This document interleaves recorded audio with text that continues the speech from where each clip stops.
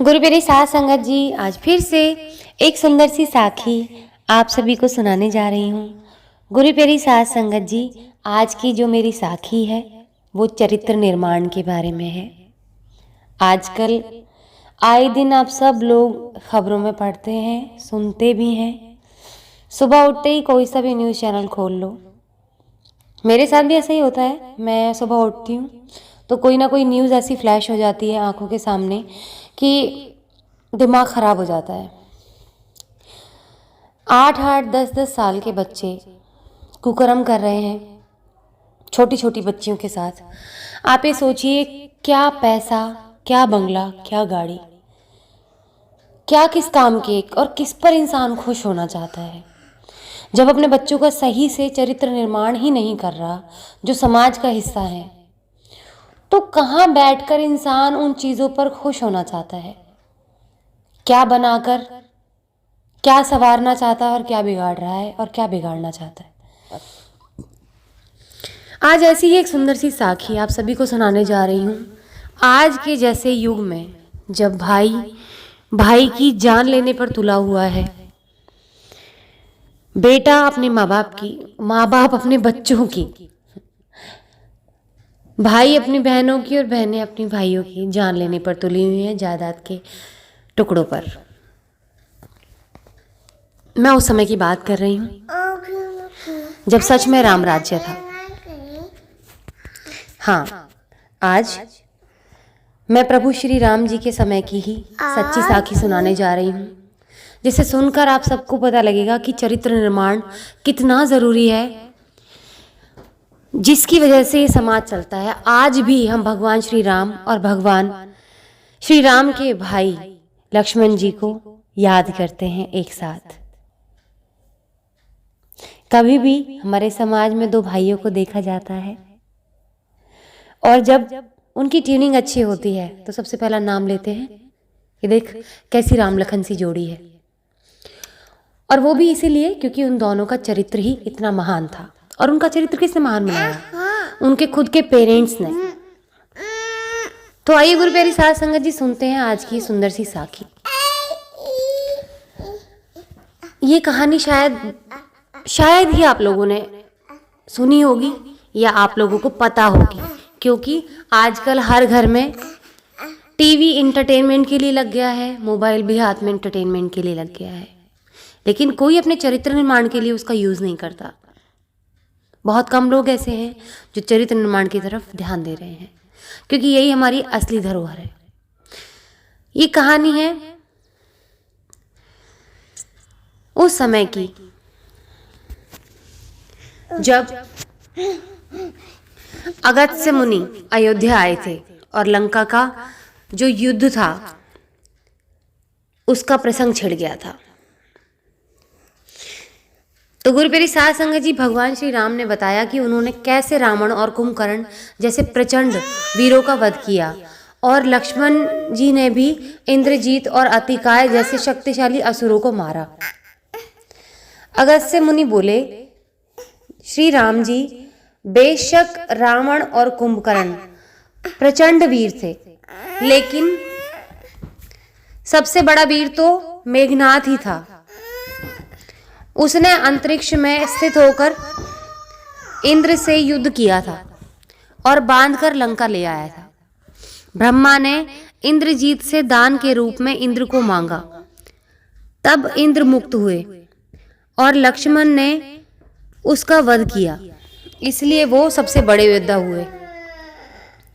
श्री राम को आश्चर्य हुआ, लेकिन भाई की वीरता की प्रशंसा से वो बहुत खुश थे। फिर भी उनके मन में जिज्ञासा पैदा हुई कि आखिर अगस्त्य मुनि ऐसा क्यों कह रहे हैं कि इंद्रजीत का वध रावण से ज्यादा मुश्किल था। अगस्त्य मुनि ने कहा, इंद्रजीत को वरदान था कि उसका वध वही कर सकता है जो 14 वर्ष तक ना सोया हो, जिसने 14 साल तक किसी स्त्री का मुख न देखा हो और 14 साल तक भोजन न किया हो। श्री राम बोले, परंतु मैं वनवास काल में 14 वर्षों का नियमित रूप से लक्ष्मण के हिस्से का फल फूल तो देता रहा था। मैं सीता के साथ एक कुटिया में रहता था, बगल की कुटी में लक्ष्मण फिर सीता का मुख भी न देखा हो और 14 वर्ष तक सोया ना हो, ऐसे कैसे संभव है? अगस्त्य मुनि सारी बात समझ गए और मुस्कुराए। उन्होंने कहा, आपसे भला क्या छुपा है? दरअसल सभी लोग सिर्फ श्री राम का गुणगान करते थे, लेकिन प्रभु चाहते थे कि लक्ष्मण के तप और वीरता की चर्चा भी अयोध्या के घर घर में हो। अगस्त्य मुनि ने कहा, क्यों ना लक्ष्मण जी से पूछा जाए। लक्ष्मण जी आए। प्रभु ने कहा कि आपसे जो पूछा जाए उसे सच सच कहिएगा। तो प्रभु श्री राम ने पूछा, हम तीनों 14 वर्षों तक साथ रहे, फिर तुमने सीता का मुख कैसे नहीं देखा? फल दिए गए फिर भी अनाहारी कैसे रहे और 14 साल तक सोई नहीं? ये कैसे हुआ? लक्ष्मण जी ने बताया, भैया जब हम भाभी को तलाशते ऋषि मुख पर्वत पर गए तो सुग्रीव ने हमें आभूषण दिखाकर पहचानने को कहा था ना, आपको याद होगा। मैं तो सिवाय उनके पैरों के नुपुर के आभूषण के अलावा कुछ और नहीं पहचान पाया था, क्योंकि मैंने कभी भी उनके चरणों से ऊपर देखा ही नहीं। 14 वर्ष नहीं सोने के बारे में सुनिए। आप और माता एक कुटिया में सोते थे। मैं रात भर धनुष पर बाण चढ़ाए पहरेदारी में खड़ा रहता था। निद्रा ने मेरी आंखों पर कब्जा करने की कोशिश की तो मैंने निद्रा को अपने बाणों से बेंध दिया। निद्रा ने हार स्वीकार कर ली थी कि वो 14 साल तक मुझे छू भी नहीं पाएगी, लेकिन जब श्री राम का अयोध्या में राज्याभिषेक हो रहा होगा और मैं उनके पीछे सेवक की तरह छत्र लिए खड़ा हुआऊंगा, तब वो मुझे घेरेगी। आपको याद होगा, राज्याभिषेक के समय मेरे हाथ से छत्र गिर गया था। अब मैं 14 साल तक अनाहारी कैसे रहा? मैं जो फल फूल लाता था आप उसके 3 भाग कर देते थे और आप कहते थे, लक्ष्मण ये रख लो।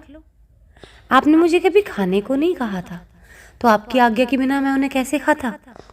मैंने उन्हें संभाल कर रख दिया था। सभी फल उसी कुटिया में अभी भी रखे होंगे। प्रभु के आदेश पर लक्ष्मण जी चित्रकूट की कुटिया में से वो सारे फलों की टोकरी ले आए और दरबार में रख दिया। गुरु प्यारी साध संगत जी, फलों की गिनती हुई। 7 दिन के हिस्से के फल नहीं थे। प्रभु ने कहा, इसका अर्थ है कि तुमने 7 दिन तो आहार लिया था। लक्ष्मण जी ने 7 फल कम होने के बारे में बताया। उन 7 दिनों में फल आए ही नहीं। जिस दिन पिताश्री का स्वर्गवास होने की हमें सूचना मिली थी तो हमने खाना नहीं खाया था। दूसरा, जिस दिन रावण ने माता सीता का हरण किया था उस दिन फल लाने कौन जाता? तीसरा, जिस दिन समुद्र की साधना कर आप उससे राह मांग रहे थे। चौथा, जिस दिन आप इंद्रजीत के नागपाश में बनकर दिन भर अचेत रहे। पांचवा, जिस दिन इंद्रजीत ने मायावी सीता को काटा था और हम शोक में रहे। छठा, जिस दिन रावण ने मुझे शक्ति मारी। सातवां, और जिस दिन आपने रावण का वध किया। इन दिनों हमें भोजन की सुध कहाँ थी? विश्वामित्र मुनि से मैंने एक अतिरिक्त विद्या का ज्ञान लिया था, बिना आहार किए जीने की विद्या। उसके प्रयोग से मैं 14 साल तक अपनी भूख को नियंत्रित कर सका, जिससे इंद्रजीत मारा गया। भगवान श्री राम ने लक्ष्मण जी की तपस्या के बारे में सुनकर उन्हें हृदय से लगा लिया। तो गुरु प्यारी साध संगत जी, ये था उन दोनों का चरित्र निर्माण। आज कोई भाई ऐसा है या कोई बहन ऐसी है जो अपने अपनों के लिए 14 साल भूखे प्यासे नींद के बिना रह सकें? सच्चा प्यार क्या है आज की जनरेशन को मालूम ही नहीं है। बस रह गई है समाज में तो वासना, वो भी तन की वासना, और उसको ही प्यार का नाम दे देते हैं। आजकल जो विदेशों के त्योहार हमारे देशों में मनाए जा रहे हैं, सो कॉल्ड वैलेंटाइन, तो जिन लोगों को प्यार का मतलब पता भी नहीं है और बाहरी इस काया से मोहित होके एक दूसरे के पीछे भाग रहे हैं, उनके मुंह से प्यार की बातें अच्छी भी नहीं लगती। उनको प्यार का मतलब ही नहीं पता कि प्यार होता क्या है। जो आपस में आज प्यार के दावे कर रहे हैं ना, उन दोनों को बेटर ऑप्शन मिल जाए ना, वो आज ही एक दूसरे को छोड़ देंगे, जो कहते हैं कि हम सच्चा प्यार करते हैं। तो सच्चा प्यार वो था, और इसके लिए सबसे पहले जानना ज़रूरी है कि जो सच्चा प्यार होता है ना, वो लिंग भेद से बहुत परे है। यानी कि स्त्री पुरुष इन सब की मर्यादा से पार है सच्चा प्यार। आत्मा का प्यार होता है, ऐसा प्यार जो भगवान श्री राम ने माता सीता से किया था, माता सीता ने भगवान श्री राम से किया था, भगवान श्री राम ने लक्ष्मण जी से किया था और लक्ष्मण जी ने भगवान श्री राम से किया था। इसीलिए रामचरितमानस को लिखा गया था, इसीलिए रामचरितमानस लिखी गई, रामायण बनाई गई, ताकि जन जन में राम बसे और हर नारी में सीता, हर भाई में लक्ष्मण बसे। तो गुरु प्यारी साध संगत जी, आज जिस जिस घर में रामायण नहीं पढ़ी जा रही है, जिस जिस घर में ग्रंथ नहीं पढ़े जा रहे, बच्चों का चरित्र निर्माण नहीं किया जा रहा, वो लोग नर्क की तरफ बढ़ते चले जा रहे हैं। और एक बात बता दूं कि इस राह पर साथ देने वाला कोई नहीं मिलेगा, क्योंकि ये कलयुग है और इस धरती पर ज़्यादातर राक्षस हो चुके हैं इंसान, तो वो अपनी बर्बादी की तरफ बढ़ रहे हैं और आप पर हंसेंगे, है कैसा पागल है, कैसी बहकी बहकी बातें करता है, कोई क्लास नहीं है, क्या है ये। तो आप उनकी बातों को अनदेखा कर देना, क्योंकि ये वही लोग होंगे जिनको चप्पल मारते हुए यमदूत घसीटते हुए लेकर जाएंगे और ये रोते हुए जा रहे होंगे और आप हंसते हंसते अपने परमात्मा की गोद में बैठ जाएंगे। तो आज से, अभी से अपने चरित्र का निर्माण करें। रामचरितमानस अपने बच्चों को ज़रूर पढ़ाएं और खुद भी पढ़ें और उसको धारना बच्चों को सिखाएं और खुद भी अपने जीवन में धारण करें। आज इसी के साथ इस सुंदर सी साखी को यहीं समाप्त करना चाहूँगी। मिलती हूँ आपसे अपनी अगली वीडियो में नई साखी के साथ। तब तक के लिए खुश रहें, सुमिरन करते रहें, सच्ची सेवा करते रहें।